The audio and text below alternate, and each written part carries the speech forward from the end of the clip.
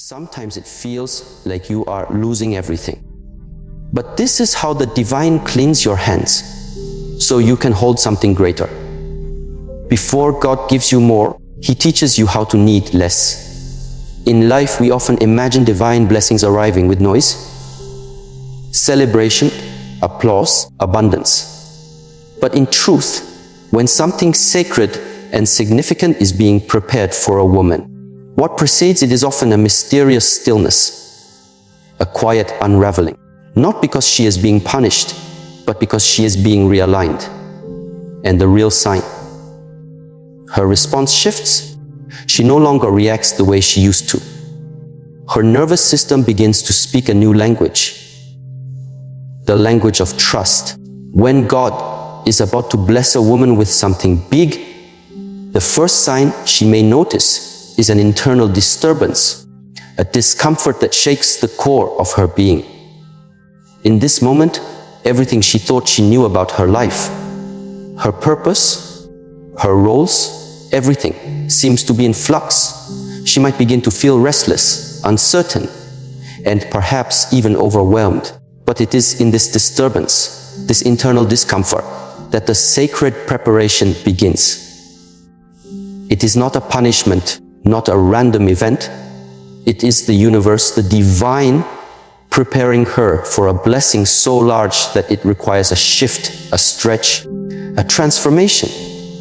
The discomfort is the pressure that builds up in the soul before it can expand to hold something greater. You see, when God is about to elevate a woman, she is first required to face the deepest parts of herself. Often, this begins with discomfort, whether it's in her relationships, her job, or even within her own mind. She might find that people around her begin to treat her differently, or perhaps she begins to feel disconnected from things that once brought her joy or security. This sense of disconnection can be unsettling, but it is precisely this discomfort that provides the necessary space for something new to enter. It is like the pain of childbirth, where the body must stretch and rearrange before bringing forth new life. The soul too must stretch to make room for a bigger blessing. And this process is neither quick nor easy. It requires patience, awareness, and a willingness to surrender to the journey, even when the path is unclear. In these moments of discomfort, many women make the mistake of seeking immediate relief. They want to return to their old way of life, the familiar, the comfortable. Yet, if they take a step back and allow themselves to feel the discomfort fully, they will realize that this is not an obstacle, but a gift. Discomfort is the teacher that prepares them to let go of what no longer serves them. It helps them recognize the false beliefs, the limiting patterns, and the attachments that have kept them stuck in one place. And as painful as this may be, it is the first step toward liberation. The brain is wired to seek comfort and avoid pain, but when we only seek comfort, we miss the opportunities for growth that discomfort brings. Neuroscience shows us that when we are faced with discomfort, the brain activates certain regions that help us process and adapt to stress. This is a protective mechanism, but it is also a chance for transformation. When a woman learns to sit with discomfort, rather than running from it, she begins to train her nervous system to stay calm in the face of uncertainty. This is where true growth happens. Not in the moments of ease, but in the moments of discomfort, when the soul is stretched. Consider the story of a woman named Maya. Maya had always been successful in her career, but she felt a deep sense of dissatisfaction that she couldn't explain. She had built her life around external achievements, her job, her relationships, her image. But deep inside, she knew something was missing. For months, she battled with this discomfort, trying to fill the void with more success, more validation, more things. But no matter how much she achieved, the discomfort remained. One day, Maya decided to step back and confront this feeling.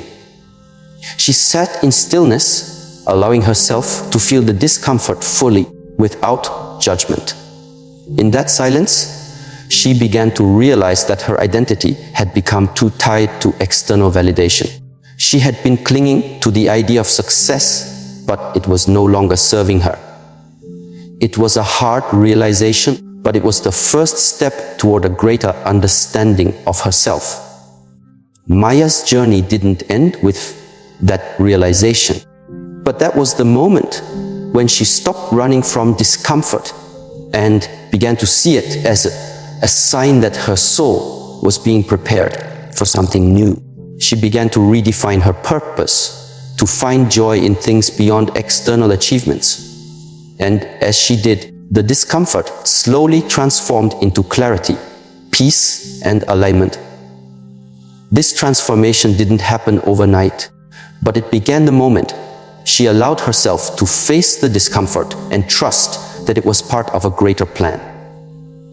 As women, we often resist discomfort because we think it's a sign of failure or that we are doing something wrong. But discomfort is often the precursor to a breakthrough. It is the divine's way of making space for something bigger, something more aligned with our true essence. And it is through learning to sit with this discomfort, rather than running from it, that we prepare ourselves for the blessings that are on their way.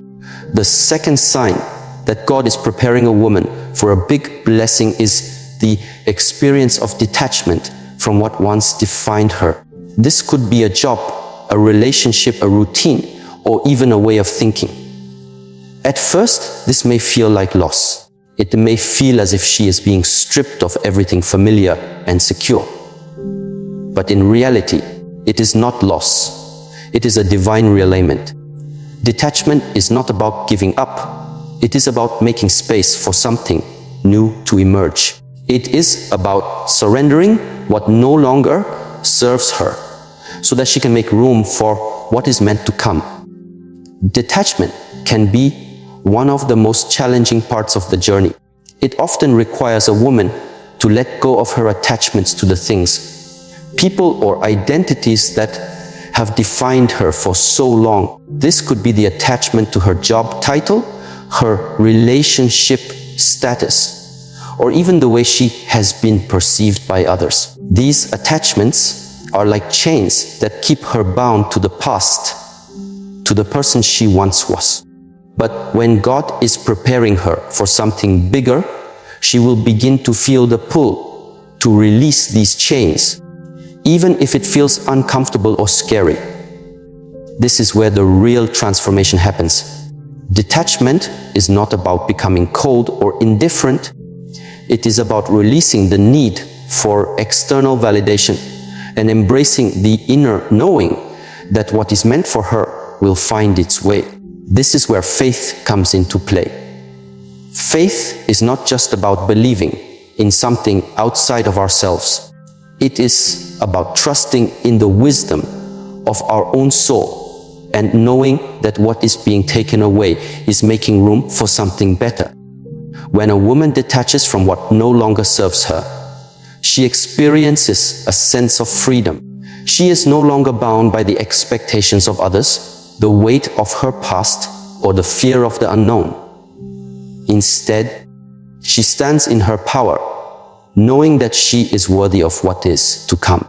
This shift in perspective allows her to attract the people, opportunities, and experiences that are aligned with her highest good. The process of detachment can be likened to a tree shedding its leaves in the fall.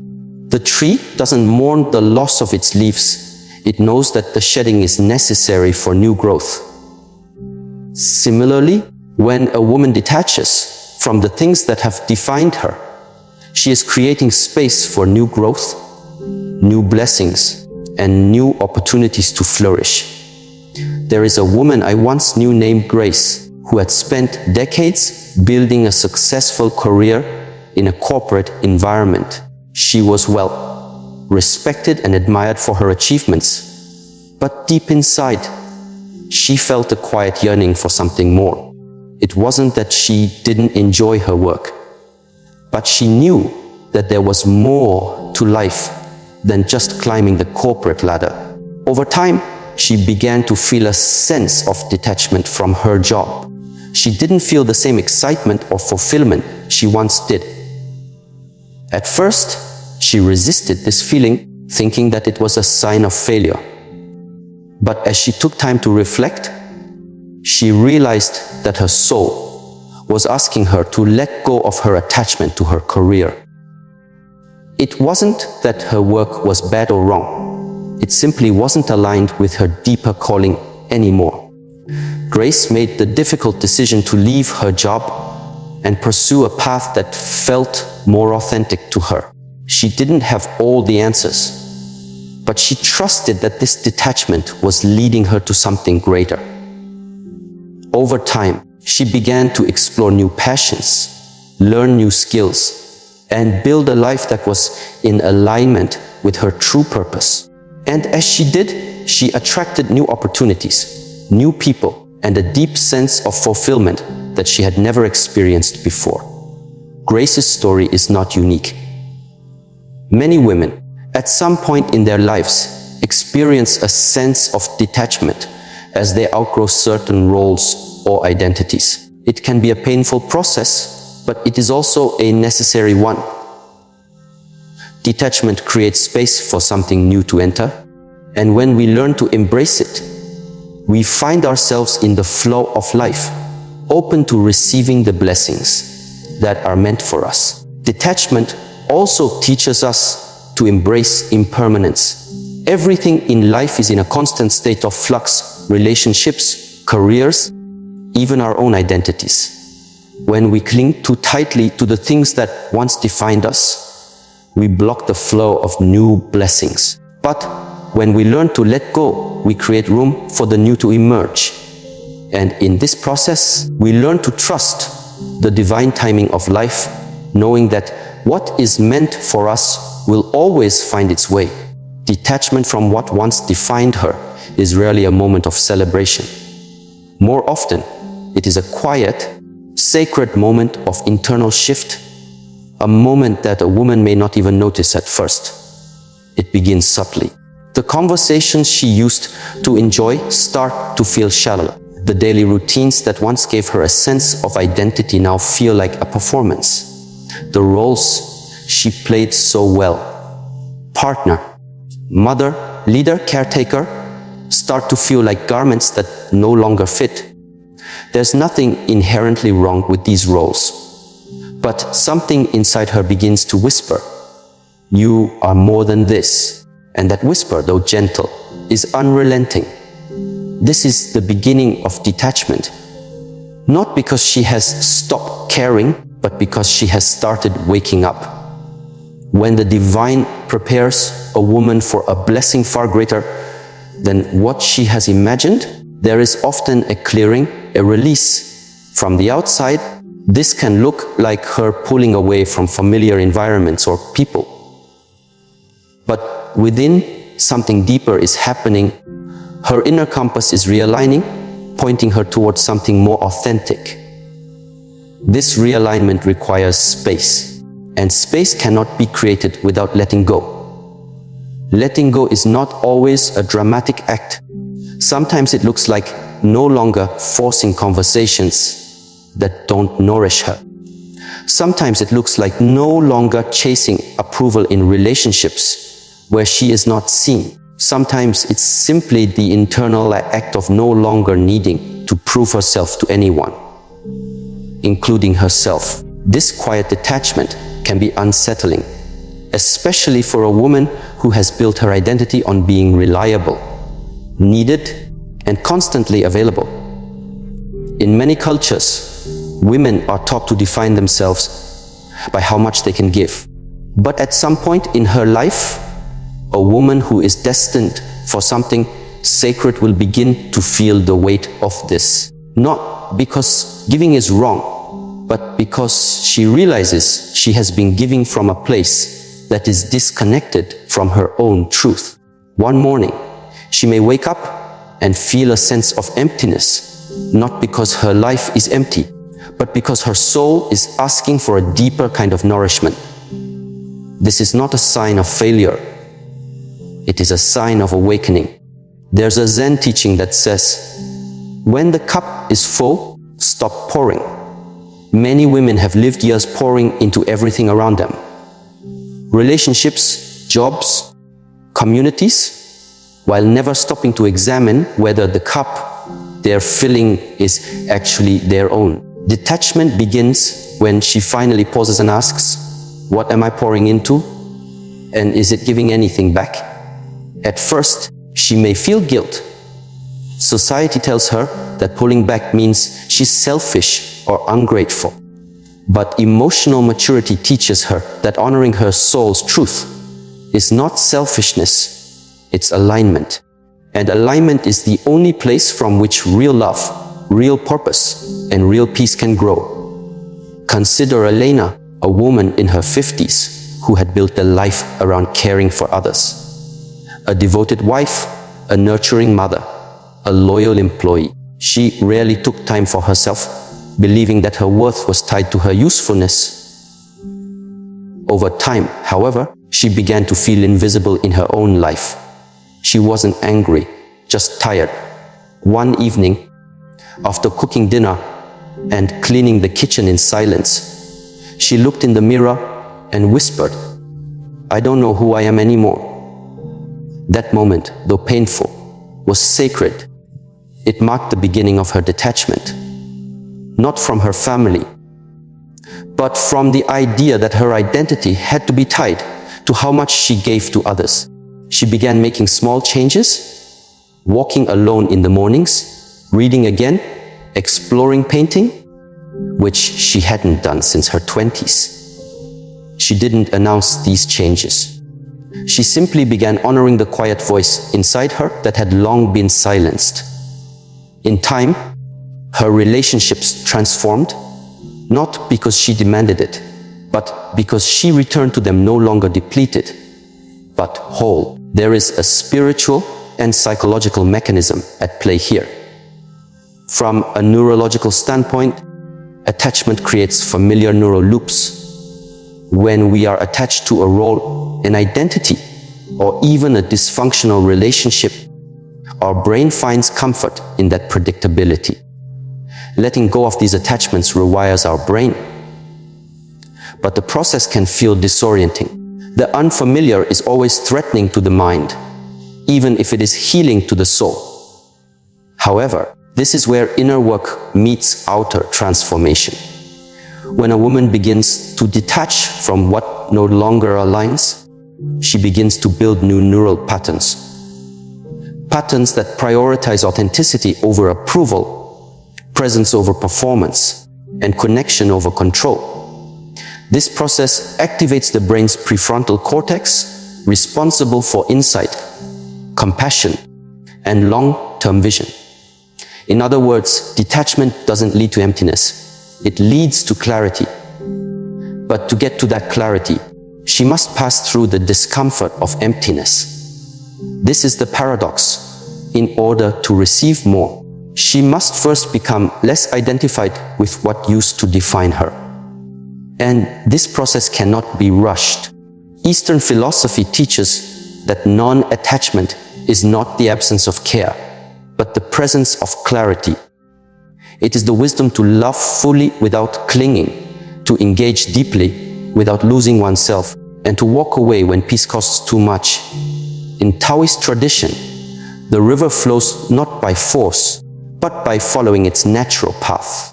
A woman aligned with divine timing understands that detachment is not resistance. It is flow. She no longer needs to chase or convince. She trusts that what aligns with her truth will stay, and what doesn't will naturally drift away. In relationships, this shift is often the most noticeable. When a woman is being prepared for a higher kind of love, she will first be asked to release the lesser versions she has accepted. This could mean the emotionally unavailable partner, the one-sided friendships, or the constant dynamic of overgiving. She doesn't need to argue or explain. She simply begins to feel the dissonance and gently steps away. It may be subtle. She may stop replying to certain messages. She may no longer engage in conversations that drain her spirit. She may choose silence where she once tried to fix. These acts are not cruelty. They are wisdom in motion.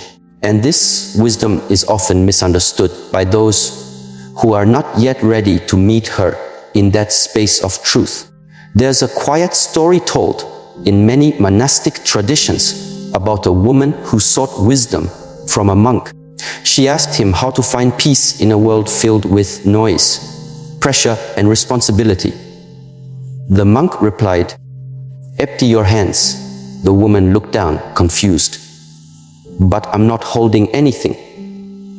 The monk smiled gently and said, "Not with your hands, with your heart." Detachment is the process of emptying the heart of everything that is not love, not truth, not aligned.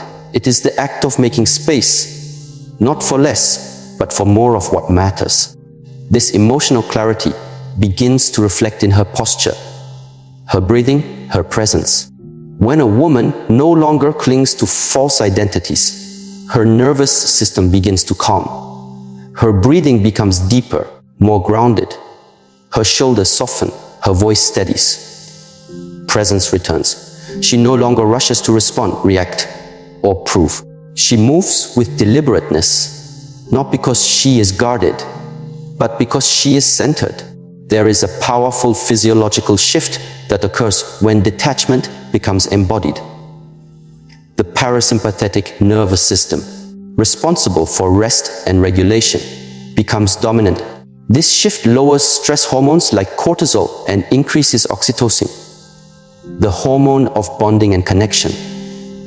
Ironically, the more detached she becomes from ego-based relationships, the more authentically she can connect. Detachment does not kill intimacy. It purifies it.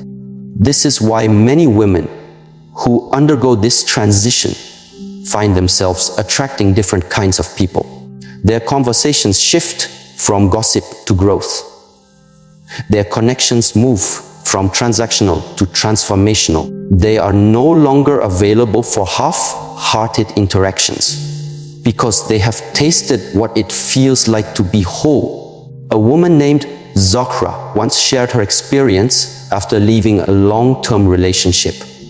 It wasn't abusive or dramatic, but she knew in her heart it was no longer aligned. "I had become so used to being half seen," she said, "that I forgot what it felt like to be fully met." After the relationship ended, she entered a long period of solitude.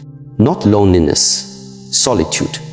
During that time, she journaled, walked in nature, studied healing modalities. She said the hardest part wasn't being alone. The hardest part was letting go of the part of her that believed she needed someone else to validate her existence. That part had grown strong through years of conditioning.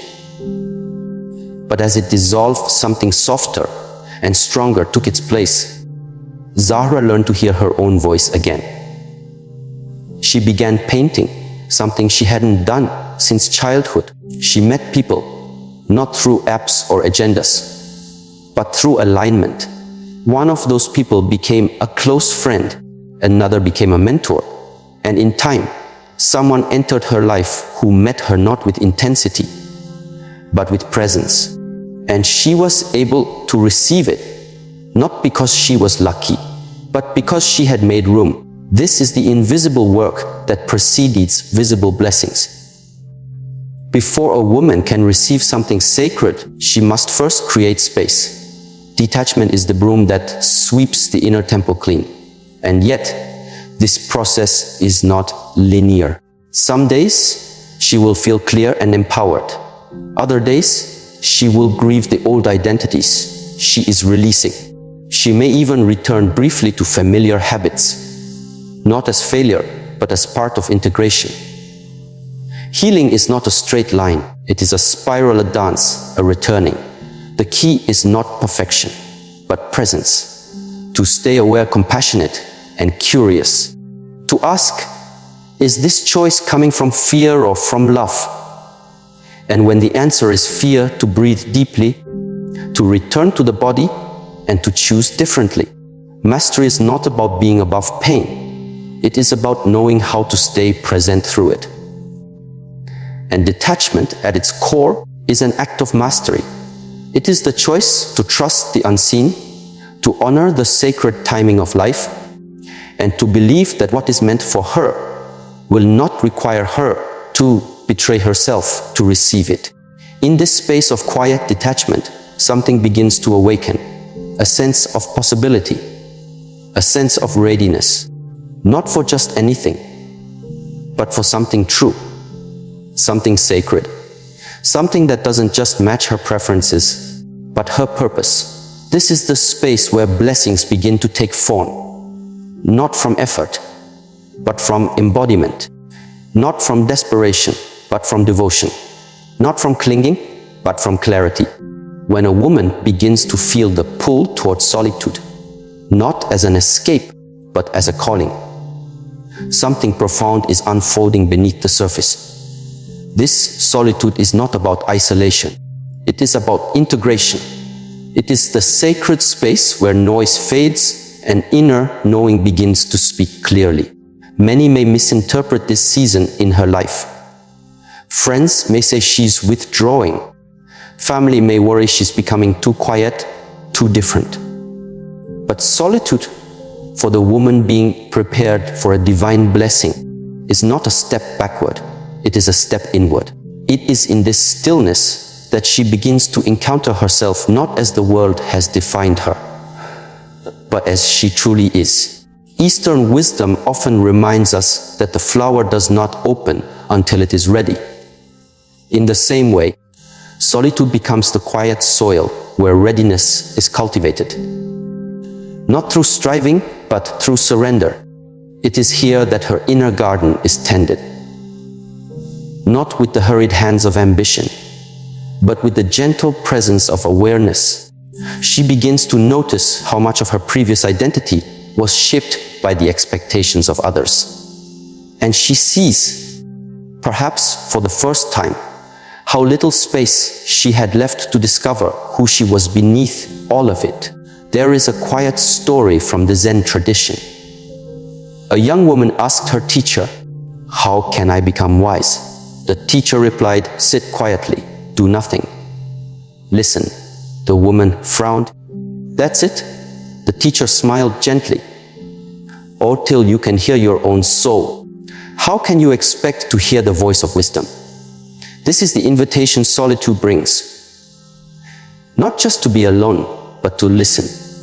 To hear what has long been drowned out by noise, obligations, and distractions. At first, solitude can feel uncomfortable. It exposes everything that business once concealed, the unresolved emotions, the patterns we inherited, the inner dialogue we have ignored. A woman who enters this space may feel unease at first, but discomfort is not a sign of something wrong. It is a sign that something real is coming to the surface. From a psychological perspective, the human mind often avoids stillness because stillness allows suppressed material to rise. But it is only when this material surfaces that true healing can begin. Neuroscience shows us that solitude activates areas of the brain associated with reflection, emotional regulation, and creativity. The default mode network, an area that lights up during introspection, becomes active when we are not externally stimulated. This network supports insight, memory processing, and self-referential thinking. In simpler terms, solitude gives the brain space to connect the dots, to understand who we are, why we feel what we feel, and what truly matters to us. This is why the woman being prepared for something divine does not fear solitude. She learns to meet it with reverence. She understands that it is not punishment, but preparation. It is in this space that she begins to develop emotional independence, the ability to feel her feelings without needing someone else to manage them. She learns to hold space for her sadness without sinking into it, to witness her joy without clinging to it, and to meet her fears without being ruled by them. This emotional independence is not hardness. It is not detachment in the cold sense. It is softness rooted in strength. It is the quiet confidence that says, even if no one understands me right now, I am still worthy. Even if I walk this path alone for a while, I am still held. From a relational perspective, solitude refines her standards. She begins to see the difference between companionship and codependency, between love and attachment. She no longer seeks validation in empty conversations or shallow connections. She becomes willing to wait, not out of pride, but out of self-respect. She knows now that temporary companionship is not worth the cost of long-term misalignment. Consider the story of Amara, a woman in her early 40s who, after a painful breakup, chose to spend a year in solitude, not in complete isolation, but in intentional quiet. She stopped dating. She reduced her social circle. She committed to weekly walks by the lake near her home and daily meditation. At first, she said, the silence was deafening. Her phone, once always buzzing, grew quiet. Her evenings, once filled with company, became spacious. I felt like I was disappearing, she said.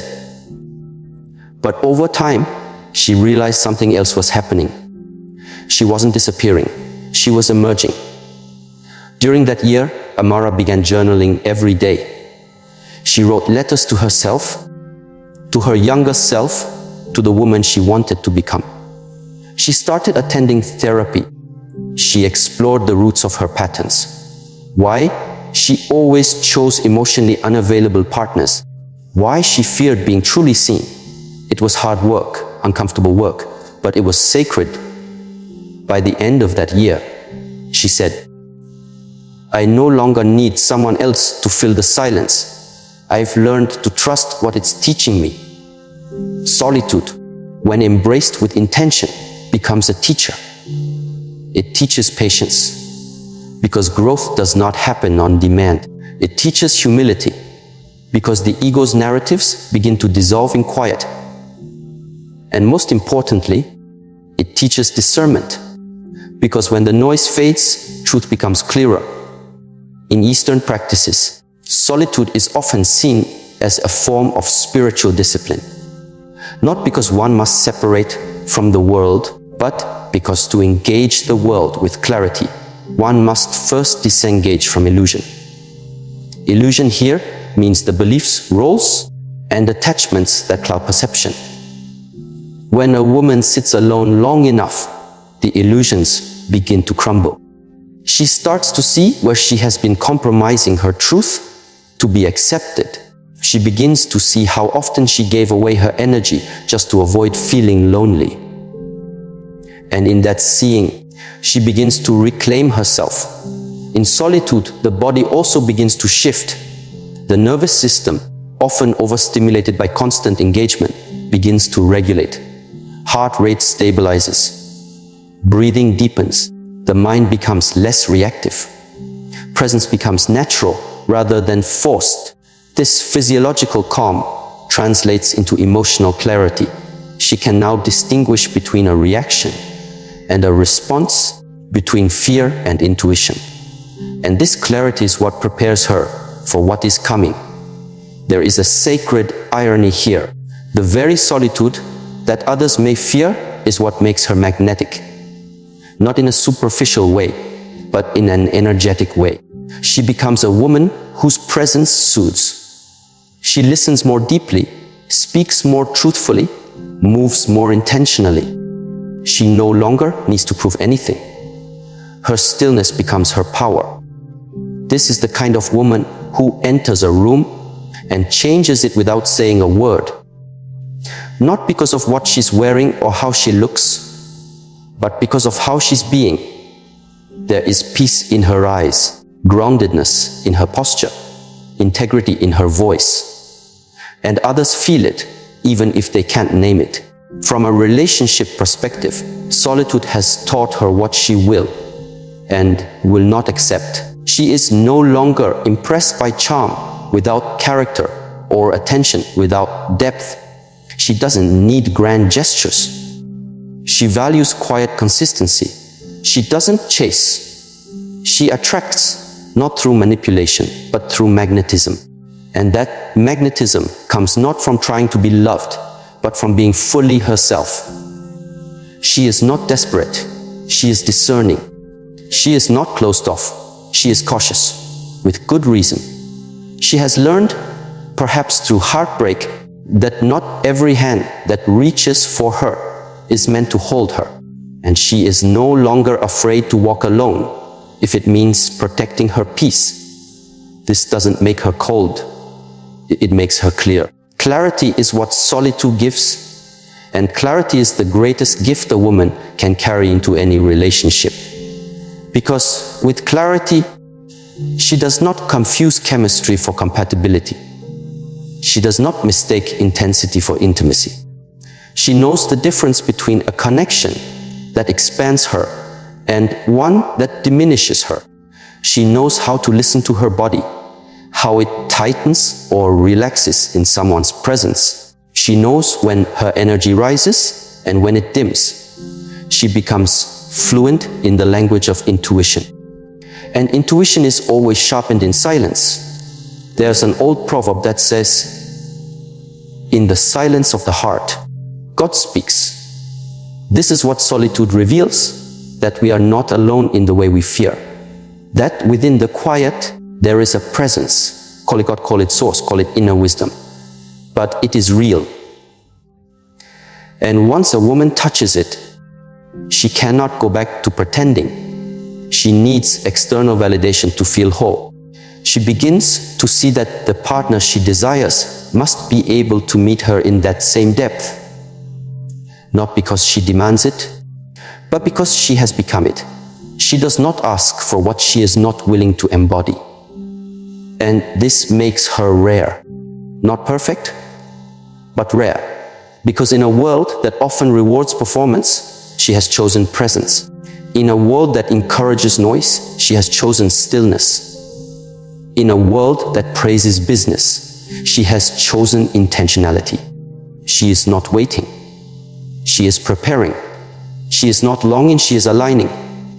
And when she finally does open her heart again, it will not be out of loneliness. It will be from fullness. Her love will not be given out of need, but out of overflow. And that kind of love is powerful. It is not possessive. It is not fragile. It does not fear silence, because it was born in silence. A man who meets her in this space will not be intimidated by her depth. He will recognize it, because he has met himself in his own solitude. Their connection will not be a distraction from themselves, but a deepening into themselves. They will not complete each other. They will complement each other. Two whole beings walking side by side. Solitude is the furnace in which this kind of woman is forged. Not because she has rejected the world, but because she has embraced her own. And now she walks not with arrogance, but with assurance. Not seeking approval, but seeking alignment. Not looking for completion, but for companionship that honors the completeness she has already found. This is what it means to be prepared, not just for a relationship, but for a blessing. A blessing that will not pull her out of herself, but will meet her exactly where she is, whole, aware, and ready. When a woman starts to feel increasingly drawn to her body, not as an object to perfect or a project to fix, but as a temple to listen to, it is often a sign that something profound is awakening. This shift is subtle, but unmistakable. She becomes more attuned to how she breathes, how she walks, how she holds tension in her shoulders or softness in her belly. Her body becomes not just a carrier of her life, but the messenger of her spirit. She may not yet understand why she suddenly craves deeper rest, cleaner foods, more movement, or moments of stillness, but the longing is not random. It is intelligence rising from within. It is preparation. Physiologically, the body stores memory. This is not metaphor, but science. Every experience, every emotional imprint, every unspoken word and unlived truth is recorded not just in the mind, but in the fascia, muscles, nervous system. Somatic psychology teaches us that unresolved emotional pain often manifests physically: tight hips from suppressed grief, clenched jaws from years of silence, shallow breathing from long-held anxiety.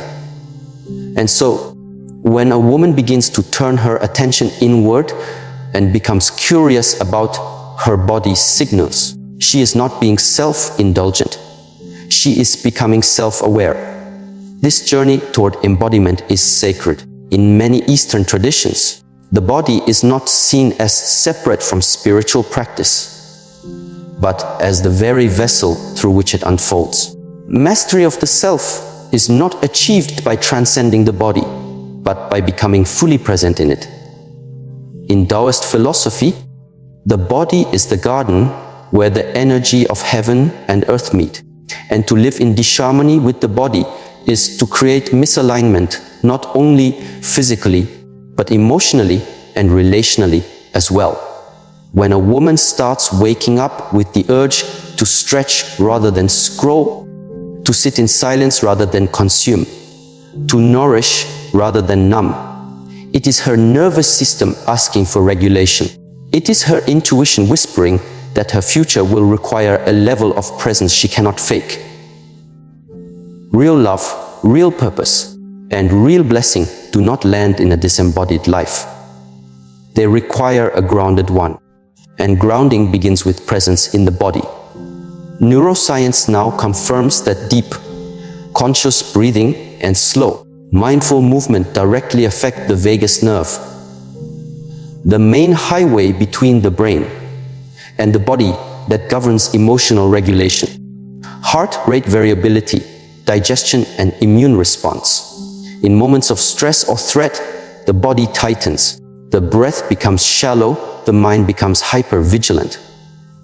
But with intentional breath work, a walk in nature, a slow yoga flow, or even placing a hand over the heart and offering conscious attention, the parasympathetic nervous system activates, signaling safety, connection, and receptivity. This physiological shift is not only healing, it is magnetic.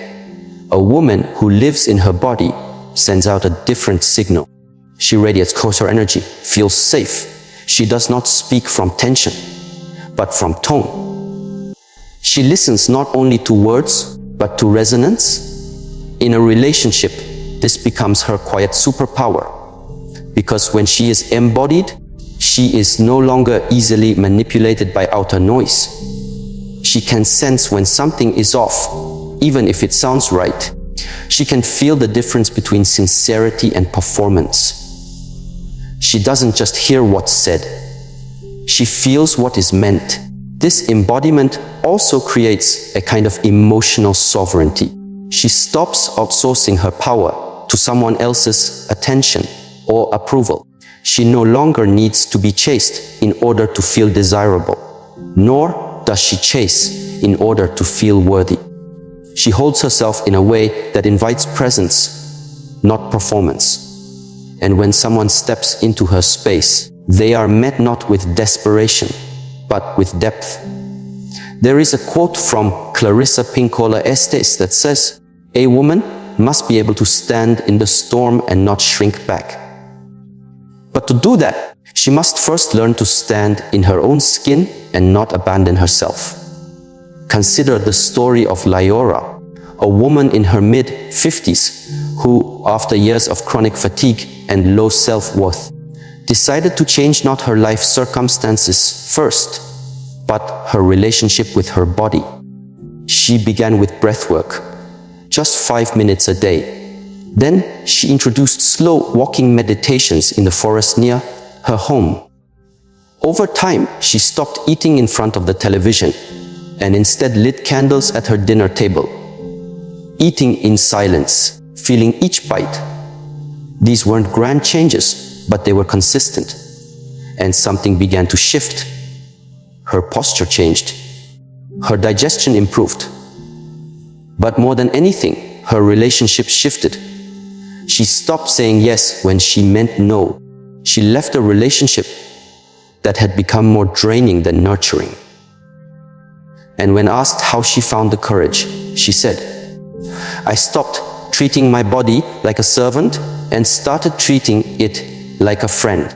And I realized I didn't want my friend to suffer anymore."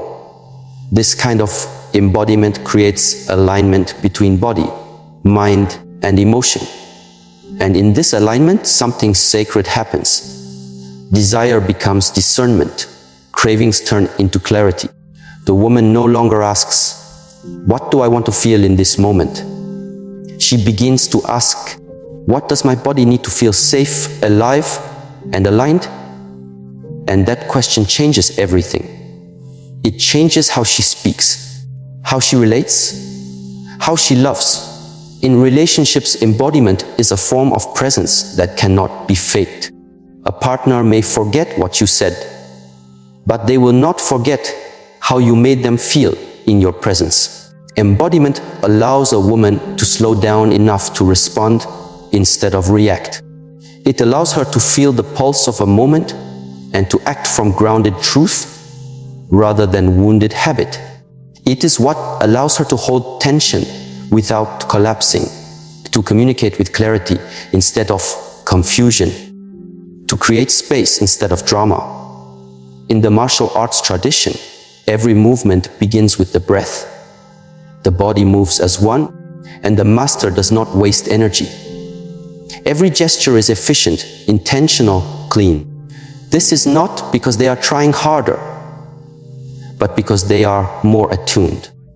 A woman in her body becomes a master of her space. She doesn't need to dominate it. She becomes it. She doesn't need to be the loudest in the room. She becomes the most aligned. There's a story in the Japanese art of kintsugi where broken pottery is repaired with gold. The cracks are not hidden, but highlighted, because the vessel is not less valuable after breaking. It is more. This story reflects the journey of embodiment. Many women come into their bodies only after breaking, through illness, heartbreak, betrayal, or burnout. And yet, in listening to the body's whispers, then its cries, then finally its wisdom, they begin to heal. The gold in this case is, and awareness is what prepares her to receive what is sacred. Imagine a woman who once ignored her body's fatigue to keep everyone else comfortable, who once tolerated disrespect because she believed her worth came from being chosen, who once numbed her intuition because it made others uncomfortable. Now, that woman begins to breathe more deeply. She begins to feel the ground beneath her feet. She learns to soften her belly, to unclench her fists, to speak slowly, not out of fear, but out of reverence for her own nervous system. She realizes she cannot rush her way into peace. She must relax into it. And in that relaxation, she becomes more magnetic, not because of appearance, but because of energy. People feel different in her presence. They slow down, they listen more, they feel seen. This is not seduction, it is coherence. And coherence is healing. A coherent body becomes a tuning fork for truth. It does not betray itself for belonging. It does not twist itself into shapes for approval. It does not override its own signals. It becomes a compass. And this compass is essential for discerning who to trust, what path to take, and what blessings are truly aligned. When the body says yes, it expands. When it says no, it contracts. But if we have spent a lifetime overriding those signals, we no longer trust ourselves. Embodiment is the journey of remembering that the body is not a liar. It only speaks in sensations, not in words. And those sensations are the language of soul. A woman who becomes fluent in this language will not be easily swayed by flattery. She will not be seduced by potential. She will sense whether someone's energy calms her or confuses her, whether they bring peace or provoke anxiety. And this sensing is not paranoia. It is protection. It is presence. This is the wisdom of embodiment. It is not loud. It does not demand. It simply knows. And in that knowing, she begins to honor herself. She says no without guilt. Yes without fear. She chooses presence over performance, depth over distraction, rest over rush. In relationships, this woman becomes a sacred mirror. Her embodiment reflects where others are disembodied. And while that may intimidate some, it will also awaken others. She doesn't need to teach with words. She teaches by being. Her partner may feel more grounded around her, more open, more honest. Not because she forces it, but because her presence invites it. This is not about being perfect. It is about being honest. Being embodied does not mean she never feels fear. It means she feels it and doesn't abandon herself. It means she breathes through discomfort. She moves with intention. She chooses the path of alignment, even when it's unfamiliar. And as she continues this journey of listening, breathing, softening, standing, she becomes the very space into which blessings can land. Not because she is trying to be ready, but because she is willing to be real. The body does not lie. And when a woman begins to trust her body again, she begins to trust life. She becomes both the storm and the stillness, the flame and the foundation. And in this sacred rhythm, she prepares not only to receive love, but to embody it. When a woman begins to feel more peace in being alone than in being surrounded by people who don't understand her, something essential is transforming within her. This transformation is not always comfortable at first. It often arrives after years of exhausting relationships, surface-level conversations, and the quiet pain of constantly needing to explain herself to those unwilling or unable to truly see her.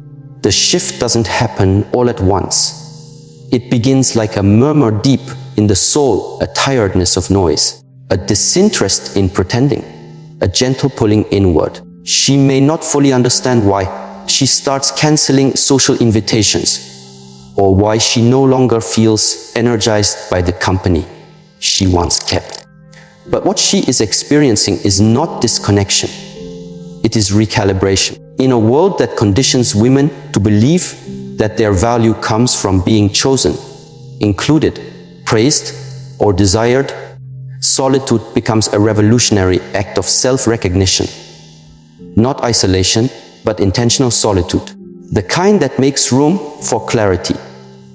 The kind that reminds her that being alone and being lonely are not the same. In modern psychology, we refer to this as differentiation. It is the ability to maintain one's sense of self while in connection with others. A woman who finds peace in solitude is often a woman who has reached a threshold where she can no longer betray her own essence just to maintain relational comfort. She has learned through experience and often through pain that proximity is not intimacy, that noise is not nourishment, that being tolerated is not the same as being treasured. This awakening does not make her bitter. It makes her precise. Where she once sought validation, she now seeks resonance.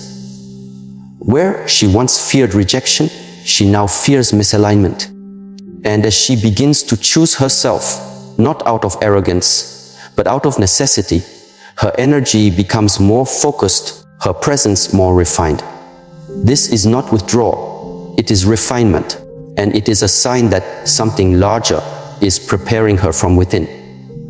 In Eastern wisdom traditions, the retreat into solitude is often the space where one cultivates inner stillness, which is the prerequisite for clarity. The Shaolin monks spend hours in silence, not because they have nothing to say, but because they are learning to listen. To truly listen, not only to the outer world, but to the rhythm of their own breath, the beat of their own heart, the direction of their inner compass. This discipline of listening becomes the foundation for self-mastery. In the same way, a woman who begins to feel more peace in her own company than in the company of confusion is not failing. She is evolving. Relationships are sacred, yes, but not all relationships are meant to go with us into every season. There are people who walk with us for a time, but whose presence becomes disruptive once we begin to rise.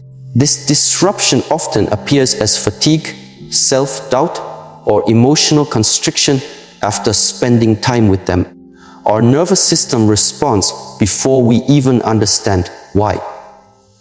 And for the woman who is becoming more sensitive to peace, this disruption becomes intolerable. Not because she is dramatic, but because she is healing. And healing sharpens our inner receptors for truth. There is a story of a woman named Alina who spent years in what appeared to be a healthy relationship. On the surface, everything seemed fine. Mutual respect, shared routines, polite exchanges. But Elena often found herself silencing her real thoughts in order to keep the peace. She withheld her emotions because she feared being misunderstood. She avoided topics that made her feel too vulnerable. And over time, she realized she was losing parts of herself just to maintain the illusion of harmony. One evening, after yet another dinner filled with small talk and no real connection, she sat on her balcony alone and felt an overwhelming peace wash over her. No one was there. No one was demanding her to shrink. And in that moment, she knew the peace of solitude was more nourishing than the performance of togetherness.